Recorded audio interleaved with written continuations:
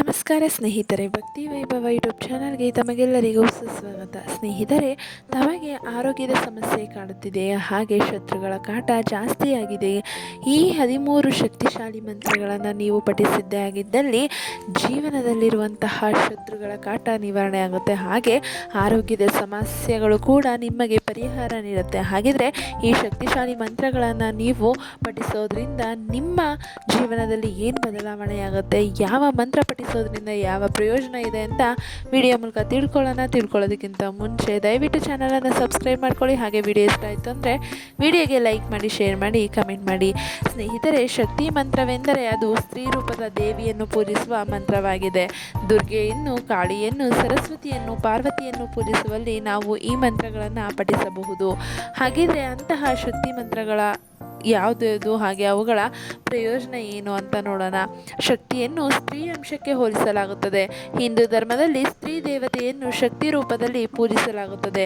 ಶಕ್ತಿ ಎನ್ನುವುದು ಮಹಾಶಕ್ತಿ ಅಥವಾ ಆದಿಶಕ್ತಿ ಎಂದು ಕರೆಯಲ್ಪಡುವ ಸಾರ್ವತ್ರಿಕ ಶಕ್ತಿಯಾಗಿದೆ. ಶಕ್ತಿ ದೇವತೆಯು ತಮೋ, ರಜೋ ಹಾಗೆ ಸತ್ವಗುಣಗಳನ್ನು ಹೊಂದಿರುವಂಥದ್ದು. ಹಾಗೆ ಶಕ್ತಿ ದೇವತೆಯನ್ನು ಒಲಿಸಿಕೊಳ್ಳುವುದರಿಂದ ನಾವು ನಮ್ಮ ಜೀವನದಲ್ಲಿ ಸಾಕಷ್ಟು ಬದಲಾವಣೆಯನ್ನು ಕಂಡುಕೊಳ್ಳಬಹುದು. ಶಕ್ತಿ ದೇವತೆಯನ್ನು ಕೇವಲ ಪೂಜೆಯಿಂದ ಮಾತ್ರವಲ್ಲ, ಕೆಲವೊಂದು ಮಂತ್ರಗಳನ್ನು ಪಠಿಸುವುದರಿಂದ ಕೂಡ ಒಲಿಸಿಕೊಳ್ಳಬಹುದು. ಹಾಗೆ ಈ 13 ಮಂತ್ರಗಳನ್ನು ನೀವು ಜೀವನದಲ್ಲಿ ಪಠಿಸಿ ಮುಂದೆ ಬನ್ನಿ. ಹಾಗೆ ಆರೋಗ್ಯದ ಸಮಸ್ಯೆಯಿಂದ ಮುಕ್ತಿಯನ್ನು ಹೊಂದಿ ಶತ್ರುಗಳ ಕಾಟದಿಂದ ಮುಕ್ತಿಯನ್ನು ಹೊಂದ್ಬೋದು ಅಂತಲೇ ಹೇಳ್ಬೋದು. ಹಾಗಿದ್ರೆ ಆ ಒಂದು ಮಂತ್ರ ಯಾವುದು? ಮೊದಲನೇದು ದುರ್ಗಾ ಮಂತ್ರ ಅಂತಲೇ ಹೇಳ್ಬೋದು. ನಿಮಗೆಲ್ರಿಗೂ ಗೊತ್ತಿರೋ ಹಾಗೆ ದುರ್ಗಾ ಮಂತ್ರ ಓಂ ದುಮ್ ದುರ್ಗಾಯೇ ನಮಃ. ಈ ಒಂದು ಮಂತ್ರದ ಅರ್ಥ ಬಂದು ನಕಾರಾತ್ಮಕ ಶಕ್ತಿಗಳ ವಿರುದ್ಧ ನಮ್ಮನ್ನು ರಕ್ಷಿಸಿಕೊಳ್ಳಲು ಪಠಿಸುವಂತಹ ಮಂತ್ರ ಅಂತಲೇ ಹೇಳ್ಬೋದು. ಗ್ರಹಗಳ ದುಷ್ಪರಿಣಾಮವನ್ನು ನಿಯಂತ್ರಿಸಲು, ದುರಾದೃಷ್ಟ ಮತ್ತು ಆರೋಗ್ಯದ ಸಮಸ್ಯೆಗಳನ್ನು ತೊಳೆದು ಹಾಕಲು ಈ ಮಂತ್ರವನ್ನು ಪಠಿಸಬೇಕು. ಪ್ರತಿನಿತ್ಯ ಈ ಮಂತ್ರವನ್ನು ಜಪಿಸುವುದರಿಂದ ತಾಯಿ ದುರ್ಗೆಯು ನಮ್ಮೆಲ್ಲ ಮಾನಸಿಕ, ದೈಹಿಕ ಮತ್ತು ಆರ್ಥಿಕ ಸಮಸ್ಯೆಗಳನ್ನು ದೂರಗಿಸುವಳು ಎಂಬ ನಂಬಿಕೆ ಇದೆ ಅಂತಲೇ ಹೇಳ್ಬೋದು. ನಂತರ ಇನ್ನೂ ಒಂದು ಮಂತ್ರ ಬಂದು ಚಾಮುಂಡ ಮಂತ್ರ ಅಂತ. ಈ ಮಂತ್ರ ಯಾವುದಪ್ಪ ಅಂತ ನೋಡೋದಾದರೆ ಓಂ ಐಂ ಹ್ರೀಂ ಕ್ಲೀಂ ಚಾಮುಂಡಾಯೇ ವಿಚ್ಚೆ ಅಂತ.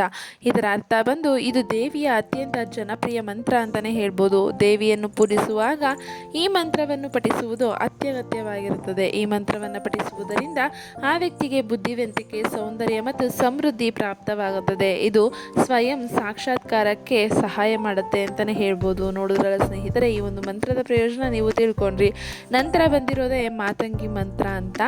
ಆ ಮಂತ್ರ ಯಾವುದು ಅಂತ ನೋಡೋದಾದರೆ ಓಂ ಹ್ರೀಂ ಕ್ಲೀಂ ಹೂಂ ಮಾತಂಗೈ ಫಟ್ ಸ್ವಾಹ. ಈ ಮಂತ್ರ ಪ್ರಯೋಜನ ಬಂದು ಮಾತಂಗಿ ಮಂತ್ರವನ್ನು ಪಠಿಸುವುದರಿಂದ ಉತ್ತಮ ಆರೋಗ್ಯ ಲಭ್ಯವಾಗುತ್ತದೆ. ಓರ್ವ ವ್ಯಕ್ತಿಯು ಆರೋಗ್ಯದ ಸಮಸ್ಯೆಗಳನ್ನು ಈಡೇರಿಸಿಕೊಳ್ಳಲು ಮಾತಂಗಿ ಮಂತ್ರವನ್ನು ಪಠಿಸಬೇಕು ಅಂತಲೇ ಹೇಳ್ತಾರೆ. ಹಾಗೆ ಬಂದು ಇನ್ನೂ ಒಂದು ಮಂತ್ರ ಸರ್ವಬಾಧ ಮುಕ್ತಿ ಮಂತ್ರ. ಹೆಸರಲ್ಲಿ ಸೂಚಿಸುವಂತೆ ಸರ್ವ ಕಷ್ಟಗಳನ್ನು, ಅಡೆತಡೆಗಳನ್ನು ನಿವಾರಿಸುವಂತಹ ಮಂತ್ರ ಯಾವುದಪ್ಪ ಅಂದರೆ ಸರ್ವಬಾಧ ವಿನಿರ್ಮುಕ್ತೋ ಧನಧಾನ್ಯ ಸುತಾನ್ವಿತಃ ಮನುಷ್ಯೋ ಮತ್ಪ್ರಾಸಧೀನ್ ಭವಿಷ್ಯತಿನ ಸಂಶಯ. ಈ ಮಂತ್ರವು ಜೀವನದ ಎಲ್ಲ ಅಡೆತಡೆಗಳನ್ನು ತೆಗೆದುಹಾಕಲು ಬಹಳ ಸಹಾಯಕವಾಗಿದೆ ಎಂದು ಹೇಳಲಾಗುತ್ತದೆ. ಈ ಮಂತ್ರವನ್ನು ಜಪಿಸುವುದರ ಮೂಲಕ ನಿಮ್ಮ ಆಂತರಿಕ ವಿಶ್ವಾಸ ಹೆಚ್ಚಾಗುತ್ತದೆ ಮತ್ತು ನೀವು ಪ್ರತಿ ಸವಾಲನ್ನು ಎದುರಿಸಲು ಧೈರ್ಯವನ್ನು ನೀಡುತ್ತದೆ. ಸರ್ವಬಾಧ ಮುಕ್ತಿ ಮಂತ್ರವು ಓರ್ವ ವ್ಯಕ್ತಿಯ ಅದೃಷ್ಟ ಮತ್ತು ಸಂಪತ್ತನ್ನು ತರುತ್ತೆ ಅಂತಲೇ ಹೇಳ್ಬೋದು. ಹಾಗೆ ನೆಕ್ಸ್ಟ್ ಬಂದು ಸರ್ವ ಕಲ್ಯಾಣಿ ಮಂತ್ರ ಅಂತ. ಯಾವುದಪ್ಪ ಅಂತ ಅಂದರೆ ನಿಮಗೆಲ್ರಿಗೂ ಗೊತ್ತಿರುವಂಥದ್ದೇ. ಸರ್ವಮಂಗಳ ಮಾಂಗಲ್ಯೆ ಶಿವೆ ಸರ್ವಾರ್ಥ ಸಾಧಿಕೆ ಶರಣ್ಯೇ ತ್ರ್ಯಂಬಕೆ ಗೌರಿ ನಾರಾಯಣಿ ನಮೋಸ್ತುತೆ.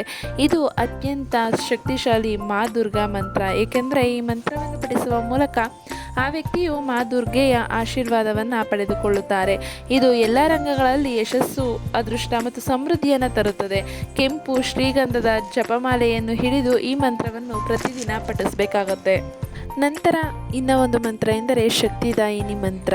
ಈ ಮಂತ್ರ ಬಂದು ಸೃಷ್ಟಿಸ್ಥಿತಿ ವಿನಾಶನಂ ಶಕ್ತಿಭೂತೆ ಸನಾತನಿ ಗುಣಾಶ್ರಯೇ ಗುಣಾಮಯೇ ನಾರಾಯಣಿ ನಮೋಸ್ತುತೆ. ಈ ಮಂತ್ರವನ್ನು ಪಠಿಸುವುದರ ಪ್ರಯೋಜನ ಅಂತ ಅಂದರೆ ಆ ವ್ಯಕ್ತಿಯು ವಿಶೇಷ ಶಕ್ತಿಯನ್ನು ಪಡೆದುಕೊಳ್ಳುವನು. ಹಾಗೆ ಈ ಮಂತ್ರದ ಮೂಲಕ ನಾವು ದೇವಿಗೆ ಧನ್ಯವಾದವನ್ನು ಸಲ್ಲಿಸಬಹುದು ಅಂತಲೇ ಹೇಳ್ಬೋದು. ಹಾಗೆ ನಂತರ ಬಂದು ಸಮಸ್ಯೆ ನಿವಾರಣಾ ಮಂತ್ರ. ಹೆಸರಲ್ಲಿ ಇರುವಂತಹ ಸಮಸ್ಯೆ ನಿವಾರಣಾ ಮಂತ್ರ ಬಂದು ಯಾವುದು ಅಂತ ನೋಡಿದ್ರೆ ಶರಣಾಗತ ದೀನಾರ್ಥ ಪರಿತ್ರಾಣ ಪಾರಾಯಣಿ ಸರ್ವಸ್ಯಾತಿ ಹರೇ ದೇವಿ ನಾರಾಯಣಿ ನಮೋಸ್ತುತೆ. ಈ ಮಂತ್ರವನ್ನು ಪಠಿಸುವುದರಿಂದ ನಮ್ಮೆಲ್ಲ ಸಮಸ್ಯೆಗಳು ತೊಂದರೆಗಳು ದೂರಾಗಿ ಸುಖಮಯ ಜೀವನ ನಮ್ಮದಾಗುತ್ತೆ ಅಂತಲೇ ಹೇಳ್ಬೋದು. ಹಾಗೆ ನಂತರ ಬಂದು ಸರ್ವಸ್ವರೂಪೆ ಸರ್ವೇ ಸರ್ವಶಕ್ತಿ ಸಮನ್ವಿತೆ ಭಯೇ ಭಯಸ್ತ್ರಾಹಿ ನೋ ದೇವಿ ದುರ್ಗೆ ದೇವಿ ನಮೋಸ್ತುತೆ. ಈ ಮಂತ್ರ ಬಂದು ಭಯ ನಿವಾರಣ ಮಂತ್ರ ಅಂತಲೇ ಹೇಳ್ಬೋದು. ಈ ಮಂತ್ರವನ್ನು ಪಠಿಸುವುದರಿಂದ ನಮ್ಮಲ್ಲಿನ ಭಯವು ದೂರವಾಗುತ್ತದೆ. ಹಾಗೆ ಋಣಾತ್ಮಕ ಶಕ್ತಿಗಳನ್ನು ಉಂಟಾಗುವ ಸಮಸ್ಯೆಗಳನ್ನು ನಾವು ಈ ಮಂತ್ರದಿಂದ ನಿವಾರಿಸಿಕೊಳ್ಳಬಹುದು ಅಂತಲೇ ಹೇಳ್ತಾರೆ. ನಂತರ ಬಂದಿರುವಂಥದ್ದು ಸೌಭಾಗ್ಯ ಮಂತ್ರ. ಹೌದು ಸ್ನೇಹಿತರೆ, ಹೆಸರಲ್ಲೇ ಸೂಚಿಸಿರುವಂತೆಯೇ ಸೌಭಾಗ್ಯ ನಮ್ಮದಾಗುವಂತಹ ಮಂತ್ರ ಯಾವುದು ಅಂತ ಅಂದರೆ ದೇಹಿ ಸೌಭಾಗ್ಯಂ ಆರೋಗ್ಯಂ ದೇಹಿ ಮೇ ಪರಂ ಸುಖಂ ರೂಪಂ ದೇಹಿ ಜಯಂ ದೇಹಿ ಯಶೋ ದೇಹಿ ದ್ವಿಷೋ ಜಹಿ. ಈ ಮಂತ್ರವನ್ನು ಪಠಿಸೋದ್ರಿಂದ ಉತ್ತಮ ಆರೋಗ್ಯ ಪ್ರಾಪ್ತವಾಗುತ್ತದೆ. ಸುಖಮಯ ಜೀವನಕ್ಕಾಗಿ ನಾವು ಈ ಮಂತ್ರವನ್ನು ಪಠಿಸಬೇಕು. ಈ ಮಂತ್ರದಿಂದ ಸೌಂದರ್ಯ, ಯಶಸ್ಸು, ಆರೋಗ್ಯ, ಸೌಭಾಗ್ಯ ಹಾಗೂ ಸಮೃದ್ಧಿ ನಮ್ಮದಾಗತ್ತೆ ಅಂತಲೇ ಹೇಳ್ಬೋದು. ಹಾಗೆ ನೀವು ಇನ್ನೂ ಒಂದು ಮಂತ್ರವನ್ನು ಪಠಿಸ್ಬೋದು. ಅದು ಮಹಾಮಾರಿ ನಿವಾರಣಾ ಮಂತ್ರ ಅಂತಲೇ ಹೇಳ್ಬೋದು. ಆ ಮಂತ್ರ ಯಾವುದು ಅಂತ ಅಂದರೆ ಜಯಂತಿ ಮಂಗಳ ಕಾಳಿ ಭದ್ರಕಾಳಿ ಕಪಾಲಿನಿ ದುರ್ಗಾ ಕ್ಷಮ ಶಿವಧಾತ್ರಿ ಸ್ವಾಹ ಸ್ವದಾ ನಮೋಸ್ತುತೆ. ಅಂದರೆ ಮಹಾಮಾರಿ ರೋಗಗಳಿಂದ ಮುಕ್ತಿಯನ್ನು ಹೊಂದಲು, ದೀರ್ಘಕಾಲದ ಆರೋಗ್ಯದ ಸಮಸ್ಯೆಯಿಂದ ಮುಕ್ತಿಯನ್ನು ಹೊಂದಲು ನಾವು ಈ ಮಂತ್ರವನ್ನು ತಪ್ಪದೇ ಪಠಿಸಬೇಕು. ಉತ್ತಮ ಆರೋಗ್ಯ ಈ ಮಂತ್ರದಿಂದ ಲಭ್ಯವಾಗುವುದು ಅಂತಲೇ ಹೇಳ್ತಿದ್ದಾರೆ. ನಂತರ ಪಾಪ ಮುಕ್ತಿ ಮಂತ್ರ ಯಾವುದು ಅಂತ ಅಂದರೆ ಹಿನಸ್ತಿ ದೈತ್ಯ ತೇಜಾಸಿ ಸ್ವನೇನ ಪೂರ್ಯ ಯಾ ಜಗತ್ ಸಾ ಘಂಟಾ ಪಾತು ನೋ ದೇವಿ ಪಾಪೇಭ್ಯೋ ನಃ ಸುತಾನಿವ. ಅಂದರೆ ಈ ಒಂದು ಮಂತ್ರ ಪ್ರಯೋಜನ ಬಂದು ನಾವು ತಿಳಿದೋ ಅಥವಾ ತಿಳಿಯದೆಯೋ ಮಾಡಿದ ಪಾಪ ಕೃತ್ಯಗಳಿಂದ ಮುಕ್ತಿಯನ್ನು ಪಡೆಯಲು ಈ ಮಂತ್ರವನ್ನು ಪಠಿಸಬೇಕಾಗತ್ತೆ. ಈ ಮಂತ್ರದ ಪಠನೆಯಿಂದ ನಮ್ಮೆಲ್ಲ ಪಾಪಗಳು ದೂರ ಆಗುತ್ತೆ ಅಂತಲೇ ಹೇಳ್ಬೋದು. ನಂತರ ಇರುವುದೇ ಮುಕ್ತಿ ಪ್ರಾಪ್ತಿ ಮಂತ್ರ ಅಂತಲೇ ಹೇಳ್ಬೋದು. ವಿದೇಹಿ ದೇವಿ ಕಲ್ಯಾಣಂ ವಿದೇಹಿ ಪರಮಾಂ ಶ್ರೀಯಂ ರೂಪಂ ದೇಹಿ ಜಯಂ ದೇಹಿ ಯಶೋ ದೇಹಿ ದ್ವಿಷೋ ಜಹಿ.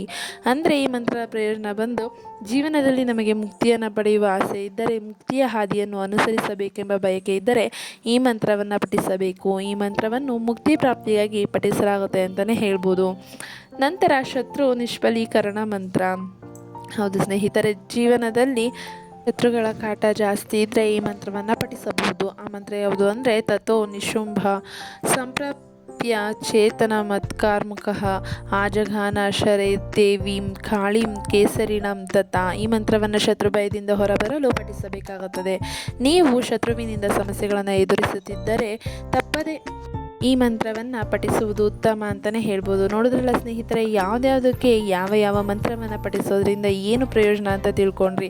ಸ್ನೇಹಿತರೆ, ಈ ಒಂದು ಮಾಹಿತಿ ನಿಮಗೆ ಇಷ್ಟ ಆಗಿದೆ ಅಂತ ಅಂದ್ಕೊತೀನಿ. ಇಷ್ಟ ಆಗಿದ್ರೆ ದಯವಿಟ್ಟು ಚಾನಲನ್ನು ಸಬ್ಸ್ಕ್ರೈಬ್ ಮಾಡ್ಕೊಳ್ಳಿ, ವಿಡಿಯೋಗೆ ಲೈಕ್ ಮಾಡಿ, ಶೇರ್ ಮಾಡಿ, ಕಮೆಂಟ್ ಮಾಡಿ. ಕಮೆಂಟ್ ಬಾಕ್ಸ್ನಲ್ಲಿ ನಿಮಗೆ ಇಷ್ಟವಾದ ದೇವರ ಹೆಸರನ್ನು ಕಮೆಂಟ್ ಮಾಡಿ. ಸ್ನೇಹಿತರೆ, ಮತ್ತಷ್ಟು ವಿಡಿಯೋಗಾಗಿ ಚಾನಲನ್ನು ಸಬ್ಸ್ಕ್ರೈಬ್ ಮಾಡಿಕೊಳ್ಳಿ.